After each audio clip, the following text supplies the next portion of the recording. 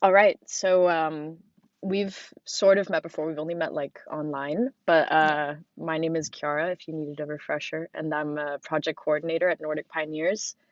Yeah. And the reason we're doing these video podcasts are to inspire youth to take action and take matters into their own hands by highlighting personal stories from activists and social entrepreneurs such as yourself.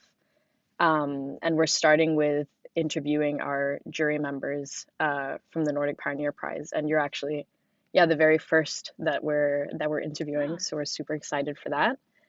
But perfect. yeah, if you'd like to introduce yourself a little bit to our audience, that would be great. Yes, of course. And yeah, thank you for asking me to be part of this. It's like really good idea. I am Natalia Kallio from Helsinki, Finland, and like you said, I was part of the jury in the Nordic Pioneers last year. And currently, in my daily basis, I work as a human rights trainer for different NGOs and for companies, and sometimes for I run trainings for political parties as well. I'm also an author. I have published a few books, one about like a feminist manifesto, which is like a poetry collection. And then I have also published one novel about class differences that was like last September, so kind of recently. Yeah, that is kind of my main occupation. What I also do is that I'm in the board of the European Youth Forum, which is like a leading platform from the youth organizations in Europe, which is really a good horizon and really exciting opportunity to like stand for the youth rights. Amazing. It sounds like Yeah. you have, yeah, I mean, a whole Yeah. array of things that you've got going on in your daily life. But let's, yeah, go into those one by one. So starting with your like activism in general, you say you do training. What does that entail? What do you teach?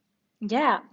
I basically, when I was around 20 years, 20, I think like that was 7 years ago, I started to like, I got mentored to be a trainer, like in international settings by one organization. And also like I did the Council of Europe's like trainings to become a trainer.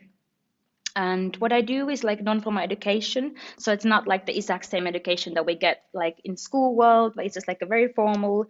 So non-formal education is more like a peer-to-peer learning. There's no hierarchies in the same sense as there would be in like in a formal education world, like in schools and uh, in, I don't know, in university.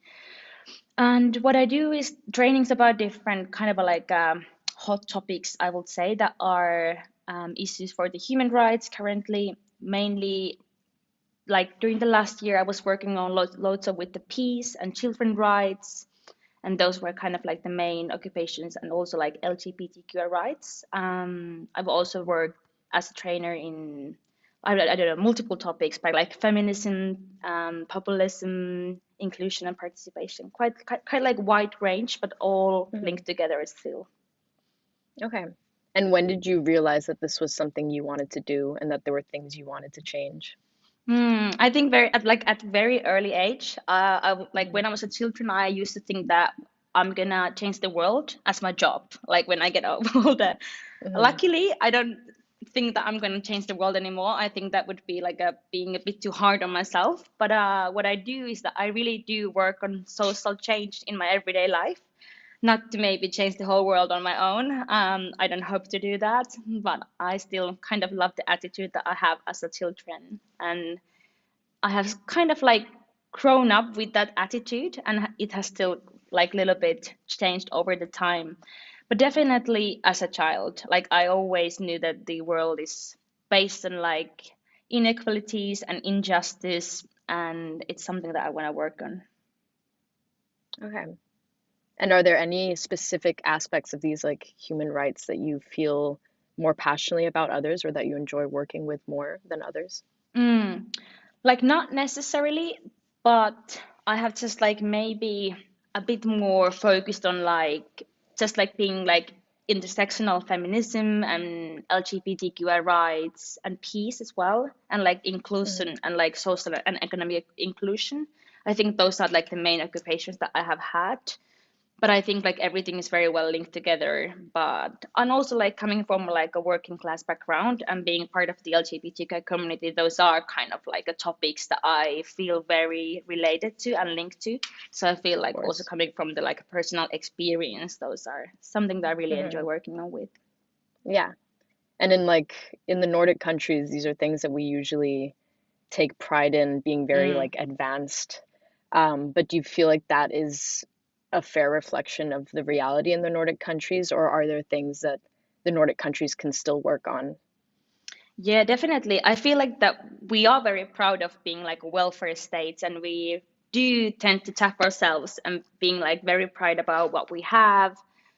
And yeah, I mean, welfare state is like a very good concept, and it does exist in Nordics. But I still think that sometimes we forget that it's not something that is like a concept that is just like ready. It's something that should be like always overviewed again. Like it's a process rather than being something set and ready. And I think that is sometimes missing.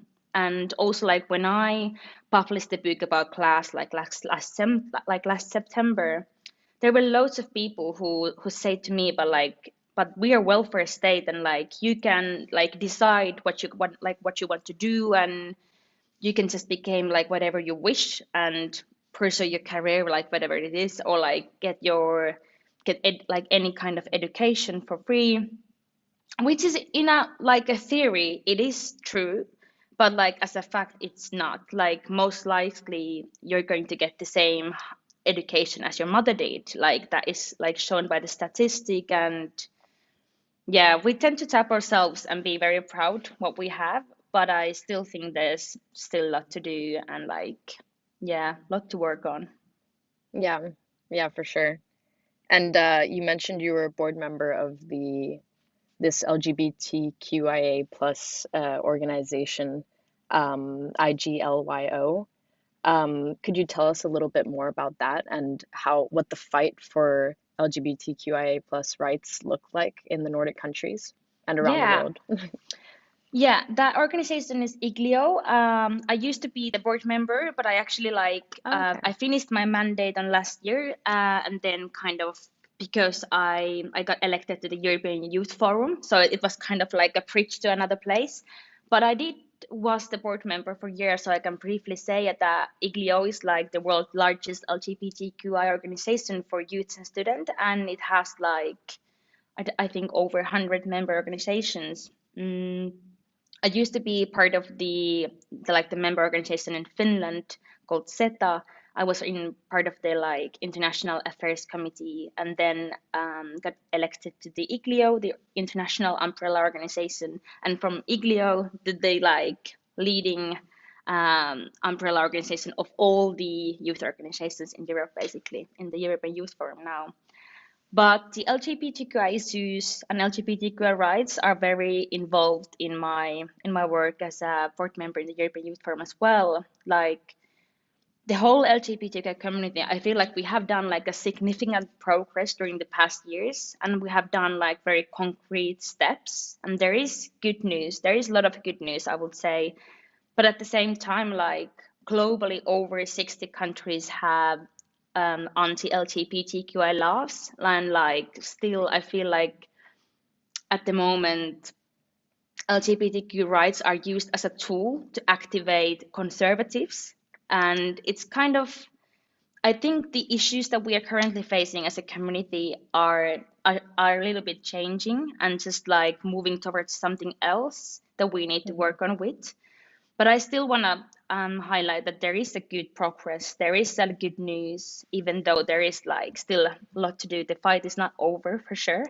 Um, and also, like for example, just like few days ago, Slovenia became the first Eastern European country to allow the same-sex marriage, which is also like a big news. And I think for the Eastern Europe, it's a good step for Yeah, it's sure. a milestone. Yeah, and also like Yeah. Finland just allowed the trans law. Like we voted for the trans law and then it passed, and that is also like a very big step for Finland. Even though the law that passed is not ultimately perfect, I think it's still step further, Yeah. and yeah, good good step. Yeah, yeah, for sure. And Yeah. could you maybe put into words how you, because you've been a part of all these organizations, how did you, as a young woman, make your way into those organizations if you were to give advice to another young Mm, person who wants to take up this fight? definitely. I think what I always say that I've been personally raised by the youth organizations. I like this Falcon movement, which is like a global movement, and I became the member of that movement when I was 6 years old, and that was like a weekly club that I used to went. And then from there, I went to their like international level and kind of like started to be an international trainer. But I also feel like I've been just very active and also like very excited and curious about like international stuff in general, and also like very motivated to work for the world and for the change. But what would I say is that like for a young person who would wish to like be part of organizations or just like to do stuff in an international level is that every organizations need volunteers, like basically like volunteers are in the core of the organizations. And I could always like almost guarantee like if somebody would email like any organization like will there be any voluntary positions, there would be like kind of. I know that it's always like it's not as easy as it's just like to say like this, but I truly feel that like every organization would need more volunteers and would love to have someone to like volunteer and be part of the movement. I just think you need to have little bit brave in you just to like in order to like go there. But I feel that if you just like want to change the world and be part of the change, there is like definitely space for all of us. Great. Yeah. All right, then moving on to your writing. Just briefly, could you put some words on what writing does for your activism? Maybe with regards to your new book. I Hmm. might be pronouncing it wrong, but Yeah. Kotileiki? Yeah, that's pretty good. Yeah. Yeah. Could you tell us what that means and what you write about in that book and yeah, how it contributes to your activism? Yeah, kotileikki, like I think the correct translation for would be like home play or like play home, kind of like the idea of like kids playing home, like in a like little Mm, like tiny toy kitchen thing. But the idea is kind of to talk about like home play as a like adults playing home in just like in their everyday life. Just like to have these different roles where we are not actually like maybe ready or just like we or not being able to follow the like societal norms. And the kotileikki is mainly about like class differences and shame in general, like how the class is something that we don't talk about, how it's still like so rooted into our everyday life. Like everyone is affected by by class, whether we think it or not. Like whether we are rich or poor, like class is still involved in everyone's everyday life. Mm, I think what is the thing is that the middle class is not really thinking about class because they live in a world which is created by middle class for a middle class, and the working class people are just like holding kind of the whole society, and the middle class are here just enjoying the society but not giving anything back. So basically, the book is about the class, how class affects everyday lives, and how class differences, like if you live under like or like if you come from a, like a lower society economic background, how it affects your life through your like whole life, basically how you are affected by the shame and how you have it in so rooted in your identity that even though you kind of like get to a different phase in your life at same point, maybe you like for example what happened to me, I'm now a middle class person, but I still feel shamed, and I have the identity of not being middle class, like having the working class identity, which shouldn't be obviously shame or anything bad, but it's kind of so rooted to us that I don't feel like belonging to the society where I currently live in. And Kotileikki is just like opening doors to a different homes and just like showing the reality that we live actually, and like the showing the reality of Nordics in Finland. Like actually we are welfare state, but there's so much still to do. okay, nice. That, I mean, it sounds like that's a good way to put words onto something that often isn't spoken about Mm, in these welfare societies. That sounds super interesting. So moving on to your membership at the European Youth Forum. Yeah. Um, you already talked a bit about how you ended up as a board member there, but could you tell us about what influence you have through that forum and your position there? Mm. Yeah, European Youth Forum. My mandate officially started on January, so I think there hasn't been that much yet done during my mandate. But what is actually like really nice thing that happened just at the beginning of my mandate is that like the board haven't had their pronouns in the website before, but now they do have. So like everybody's Hmm. pronouns are visible in the web page, which I already think is like very inclusive and strong message to send to the members and other people who are curious about the European Youth Forum. I personally will be working on social and economic inclusion in the European Youth Forum and also like a project called Youth Capital, where European Youth Forum every year decides one European city, which is going to be the Youth Capital of the Year. This year it's Lublin in Poland, and we're like planning to have like different kind of activities and events there during this year, and that is something that I'm going to be really involved during the year, which is really exciting. That sounds cool. What type Yeah. of youth events do you do?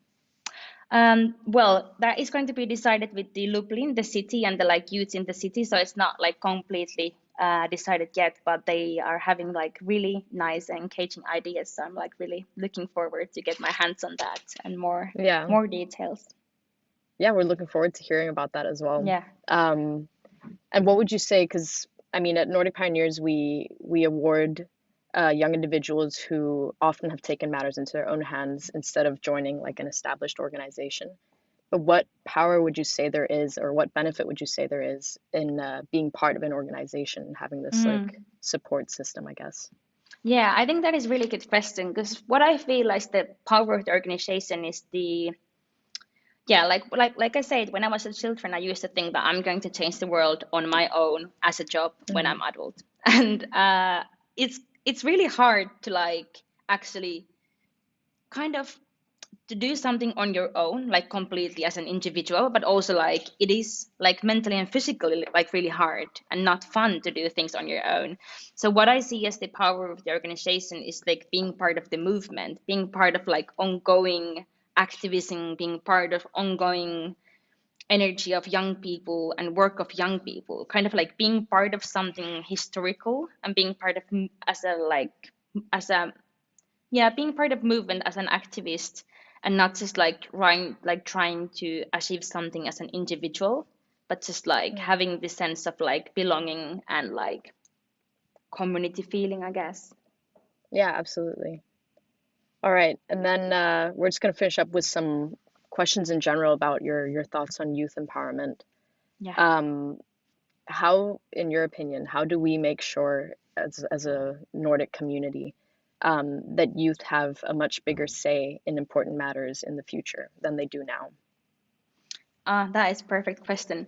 I feel like it is there needs to be like a kind of like a big, I think, mind shifting change in a way that like where we see that the young people should be, because I feel like now they are either like at like just there in a tokenist way, or they are just like a decoration, or have just like just have young faces in the room and just like making things look nicer and inclusive in that sense. But the young people are the ones who will be affected by the decisions made like made today, and young people will be the ones who should be part of the decision making bodies, like inside of the core of the decision making, because like we are the like generations, and even the younger ones than me are the generations who will be affected by the decisions made today. So I really think like young people should be, and like young people's opinions should be seen and heard and part of every single decision that we made that are affected their lives. Like kind of every time when there's a law that is being done, or I don't know, any like regulations, somebody should ask themselves, is this affecting youth like today or in the future? And if the question or like the answer is yes, then the youth should be involved in that like decision making just to have their voice heard. Yeah, absolutely. So you mentioned this like mindset shift, but do you think there are Yeah. also some structural things that could happen. For example, there's talk right now in some of the Nordic countries about lowering the voting age to Mm. 16, for example. What are your thoughts on that? I think it's a really good thing. And like I definitely think like the young people should be more involved in like kind of all the like political landscape and like part of that like the decision making. And I think like lowering the voting age to 16 is a brilliant idea. And one idea actually the youth forum is like trying to kind of put through now is like this kind of a youth test, which is kind of like an actual protocol that whenever there's a law or like any legislation and regulation done, the youth should be like kind of there should be space to like um, ask the youth opinion on that if youth are affected by like the the law or any kind of like set rules. And this is something that like European Youth Forum is currently like trying to advocate really hard to have like this EU youth test just like as a like a base thing. um, but we'll see what's gonna happen. But I think like that kind of a like actual concrete project, concrete like I don't know tools just to ensure the youth voices should be like taken consideration at the moment. Yeah. All right. Well, that's those are all the questions I had for you. Is there anything you would like to mention that we haven't talked about? Mm, not necessarily. I think you kind of have like very comprehensive questions, to be honest. Like that, there was like many topics involved. Mhm. Yeah, really good. I'm really happy about this. That's good. So are we. We're very happy that you wanted to join us and that you had the time. Yeah. And yeah, yeah. Thank you so much. Thank you so much. Bye bye. Bye bye.